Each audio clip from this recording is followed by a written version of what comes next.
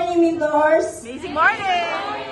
So, I'm Mentor Janet Bagaho, dating OFW, but now full-time with I Am Worldwide. So, pag narinig natin na sa abroad OFW, ang sarap pakinggan, di ba? Yes! Kasi akala nila, namumulot lang tayo ng pera sa ibang bansa, pero hindi nila alam kung anong hirap na dadanasin natin.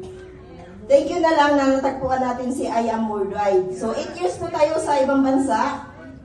Sa 8 years na yun is wala po tayong naipon. No? Puro resibo. Nung natagpuan po natin si I Am Worldwide, nag-full time po tayo dito sa business na to. Kasi nakita natin, kaya po tapatan ng I Am Worldwide yung sweldo natin sa ibang bansa. So, isi-share ko lang po yung 1 week income po natin, no? So, 20,620. Wow! Samantala, sweldo ko po ito ng isang buwan, pero dito 1 week lang.